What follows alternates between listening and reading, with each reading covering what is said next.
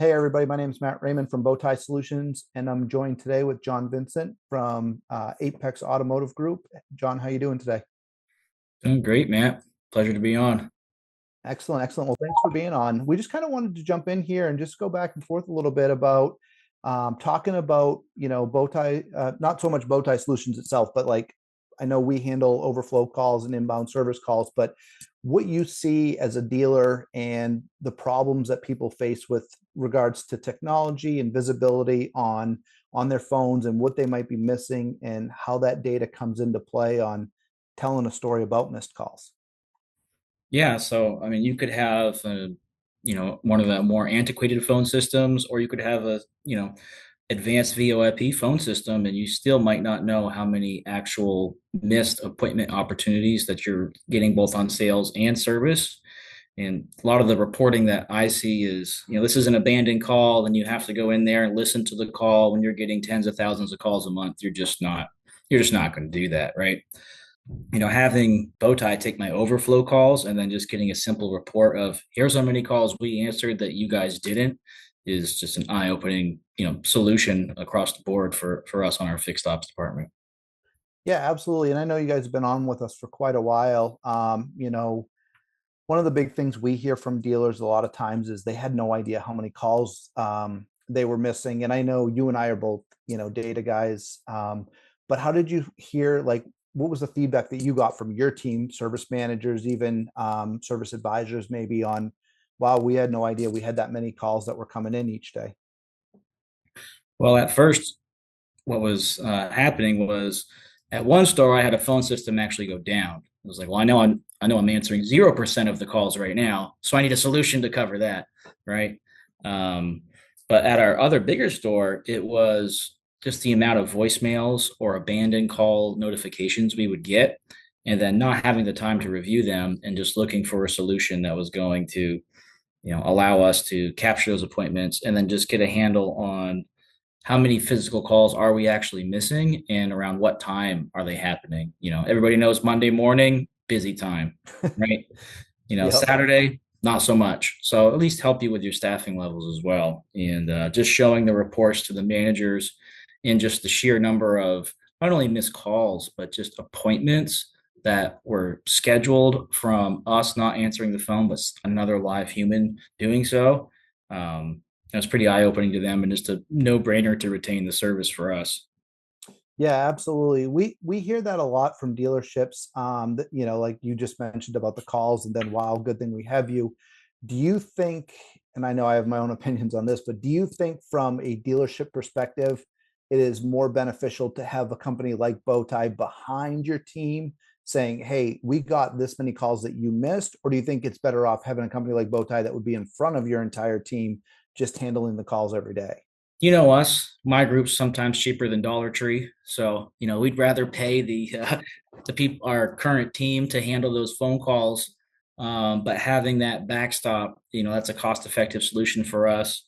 We've looked at AI and, that was a really, expensive alternative and still was going to result in having to staff actual people in a BDC to answer those phones anyway. So having your own internal department who can, maybe schedule those pesky recalls that they know are going to take a long time, maybe be scheduled at certain points, and AI is not going to do that. And maybe, not all third parties are going to know how to do that as well because they're not actually in the shop right next to the advisors. So it's good to have just a mix of both, in my opinion.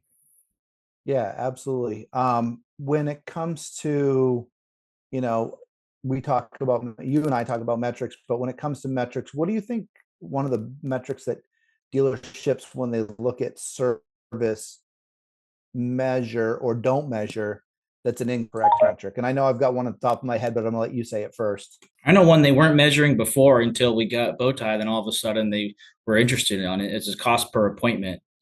How Mhm. much is it costing us when we miss a phone call? What are we paying to have someone answer that phone? And then what are we paying to get an additional appointment inside of the CRM or the DMS when we weren't picking up that phone?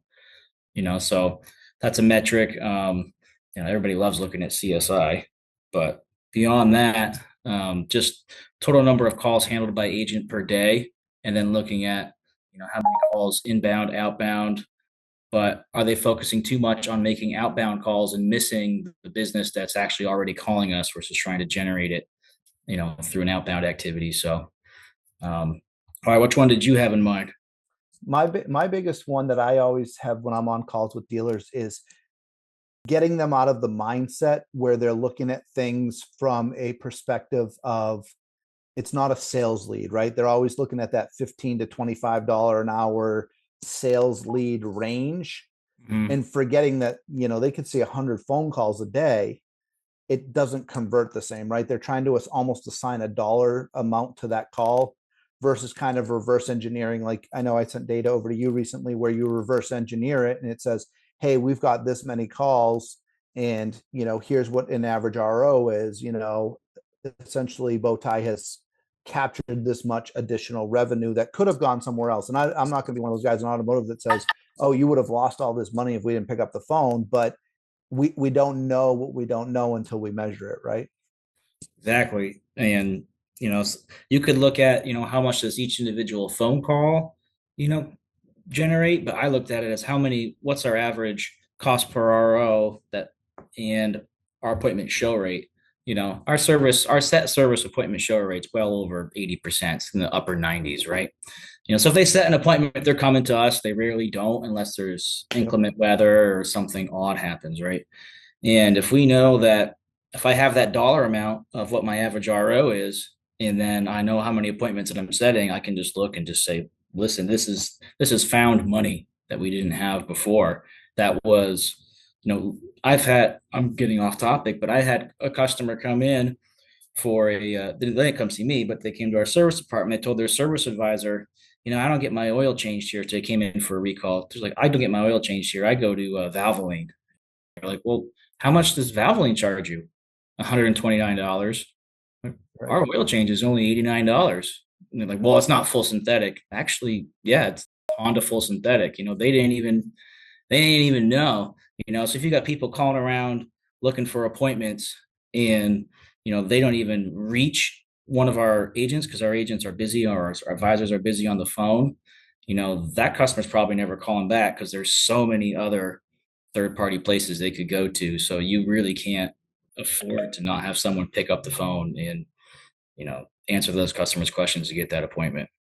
Yeah, absolutely. I know this one wasn't on our sheet, and probably it's a dangerous question to ask without already knowing the answer in advance. But when you have a company like Bowtie in the background, have you guys seen a change in CSI going up or just staying consistent? I think about when I service my car, I get a survey, and usually they ask how easy was it to make an appointment, but they don't ask like the means in which I made the appointment, if that makes sense. I don't have really an answer to that because I'm not really that dialed into CSI on service in my position, looking at all four of our stores, right? Right. But I do look at service effectiveness, right? And when I can see that our service effectiveness at our stores are going up and to the right, and I can see the appointments that we're adding in that we are just again found appointments that we may most likely never would have got, tying those two together, I think there's a correlation between those, and that's what I follow. We all know that, I mean, we brought it up earlier, but AI automation, is everywhere right now. NADA is coming up. I think Kerry, that's on my team, he counted up, I think there's 106 different companies that have the word AI in their word tracks or in their talk tracks for NADA. Um, how do you think that's going to affect dealers with regards to making them more effective, less effective? Do you think it's going to create blind spots or, for lack of better terms, maybe some ignorance where they're just not paying attention and it's set it and forget it and they almost don't know they're in trouble till they're really in trouble? I think just like any vendor, a lot of them, if you're not going to roll up your sleeves and take the time to actually inspect what that tool is actually generating for you, you know, AI especially, you know, are you going to listen to every single call? No, the one, which ones you are going to listen to, the heat cases, right? The one where the Mhm. customer is just like, I don't want to talk to this person. Let me talk to a real person. And the next thing you know, you spent thousands of dollars and all you're hearing is the negative feedback. So I think the blind spot in AI is just the customer sentiment until it's a month or two later and all of a sudden your scores are down or customers are coming in. Like, I don't like that new computer system.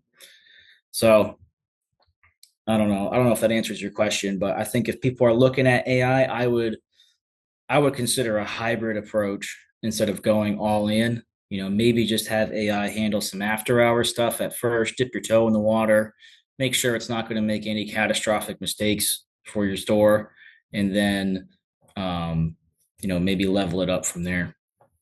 Yeah, I agree. One of the other things I'll say is I was watching a video on LinkedIn the other day where a gentleman was doing a call into AI and he was talking about it, and it was not a bad call at all. The AI company did a good job. He even did a gotcha question in there.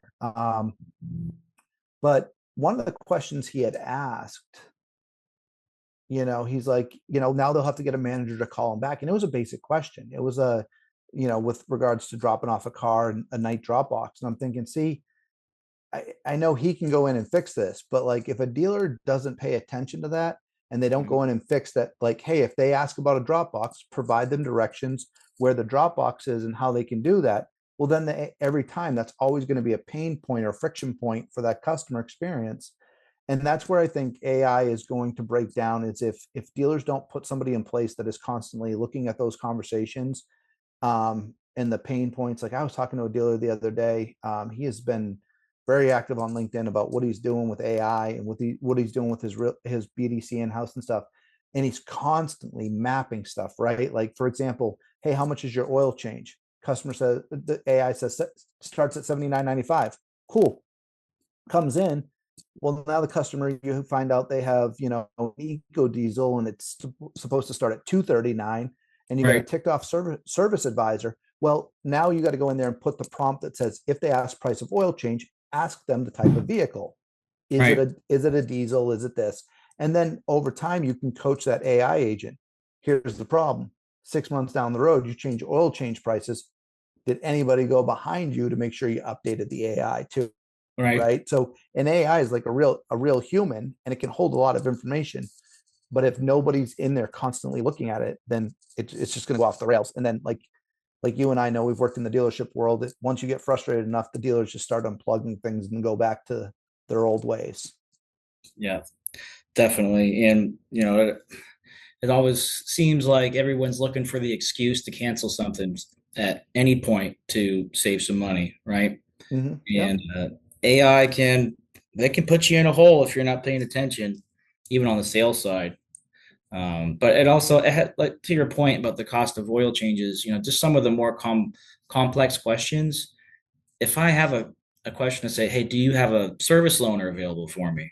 You know, and for us, it's going to depend on, the size of job. If you're getting a timing belt done and it's going to take all day, then yeah, potentially, $1,500 repair, but we also have rentals available. And if you promise a customer a service loaner and we have no service loaners available and the rental car is going to be $80 a day, next thing you know, that customer is just upset. You're never getting them back, or now your policy expense went up because you got to Yeah. go make it right.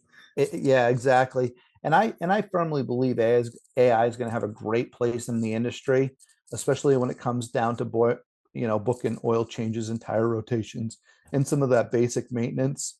Um, but I was telling somebody the other day where if you have your AI set up that somebody says my brakes are squeaking and they schedule that as almost like a brake check or like you would catch it on an MPI type of scheduling is Right. completely different than putting in as a brake diagnostic. And maybe the guy that does the brakes is needs the main shop bay where, somebody's just checking the brakes is doing an express shop. And now all of a sudden the customer gets there and you go, oh man, we have, brakes and rotors that need to be done. Mrs. Customer, it's going to be a 3 hour wait till we can get that bay freed up.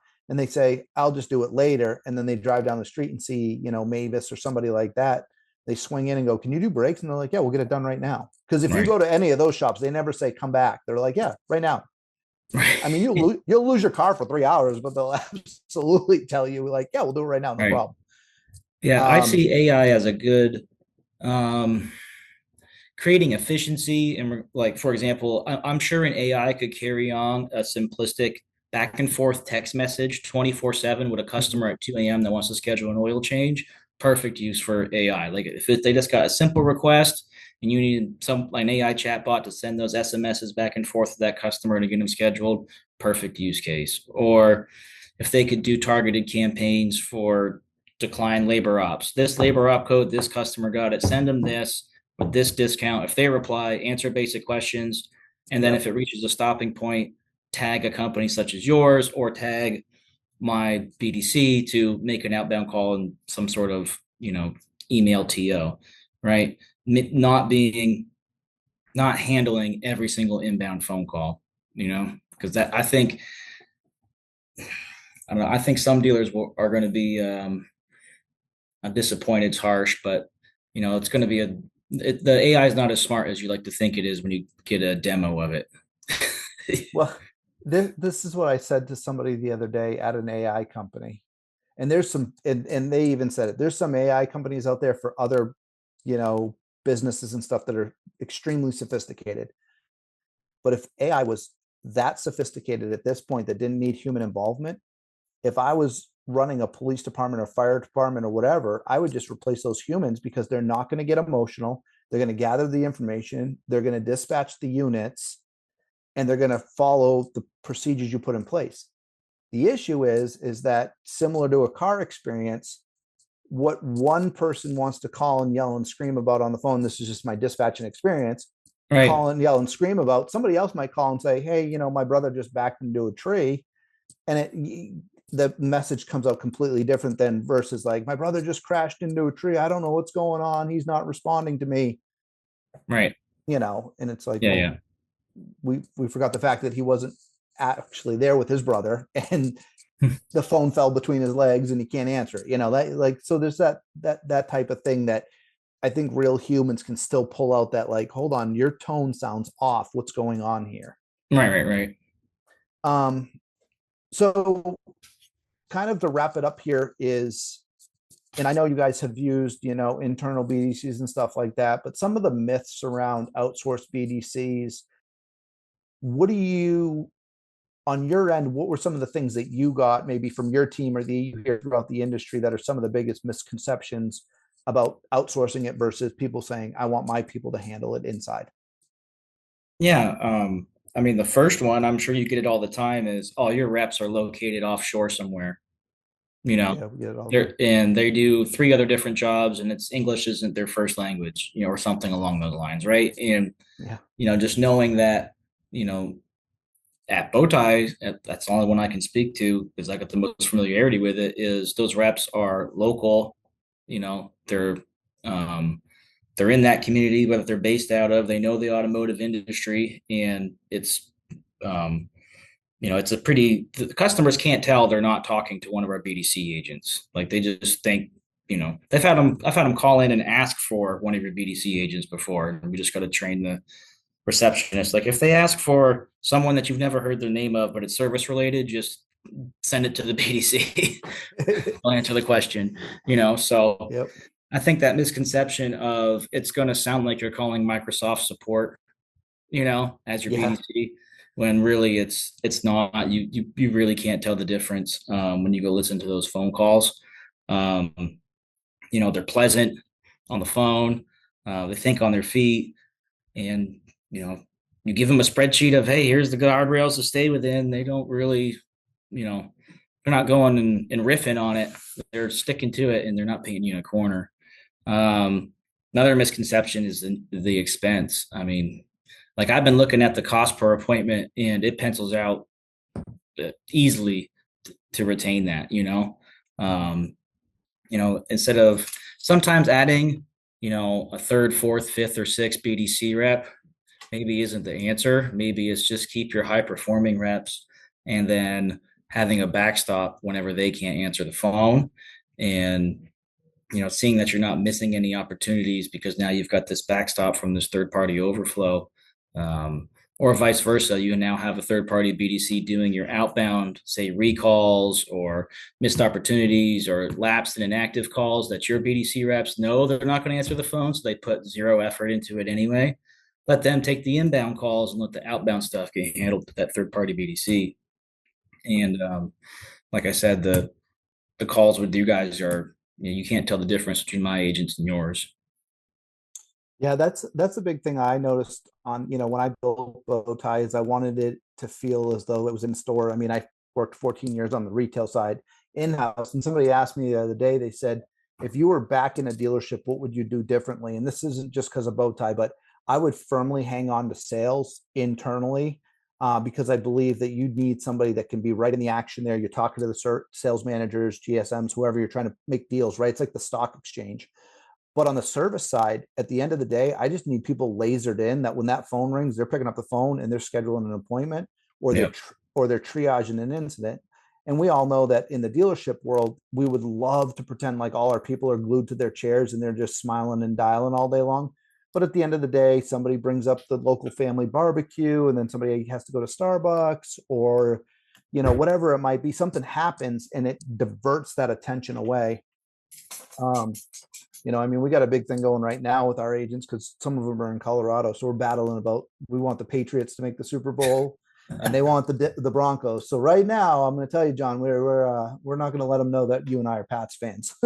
Hey, But go Pats. go Pats, exactly. So, but I would agree with you with everything you said, and it's really about that. I mean, it, it's almost comical because we'll talk to dealers and send them recordings like, hey, here's our agent, this person's in Charlotte or this person's in Colorado or whatever it might be.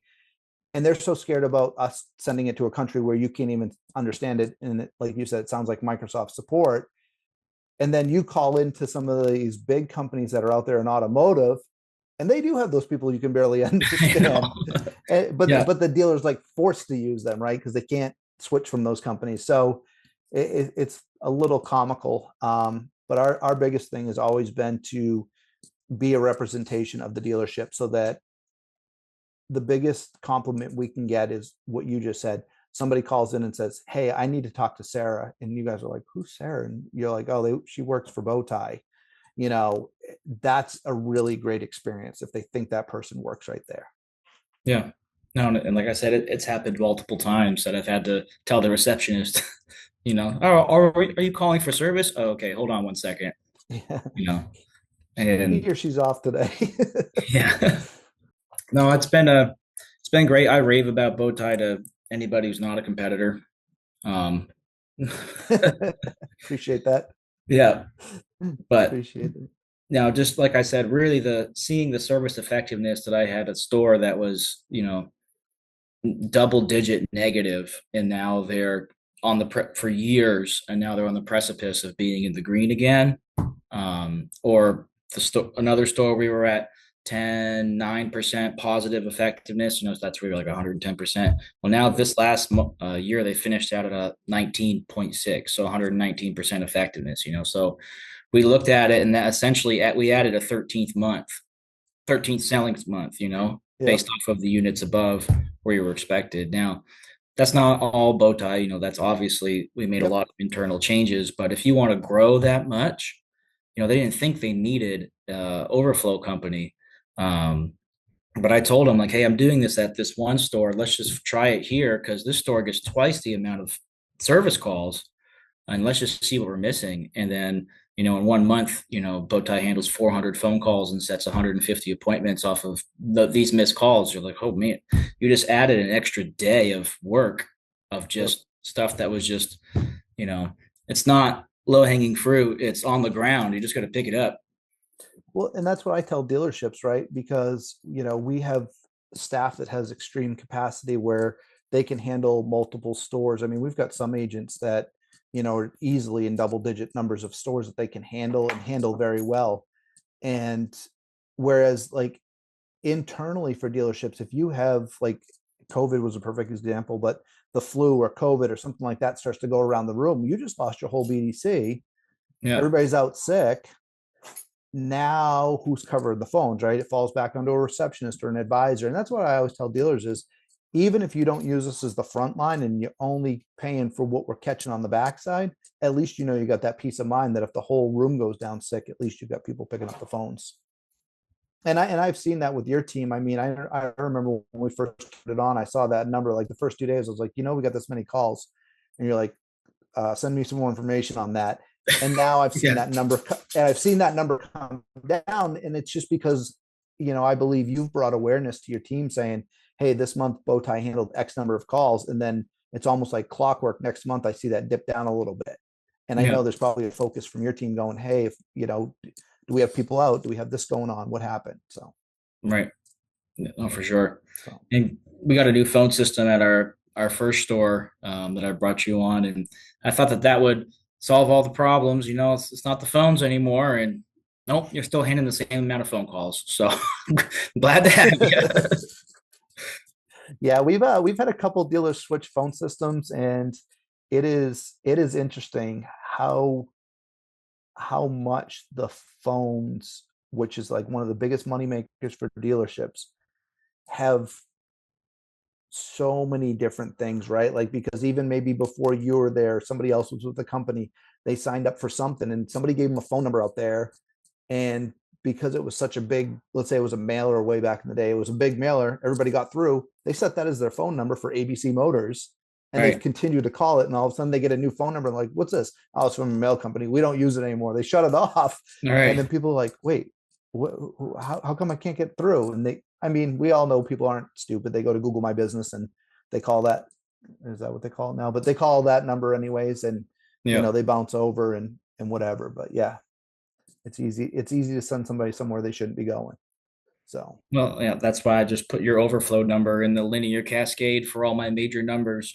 Even the sales one, don't tell them that, but even for sales, because sometimes I'm like, oh, phone. I just need someone to answer the phone, and I know your team will be able to handle it.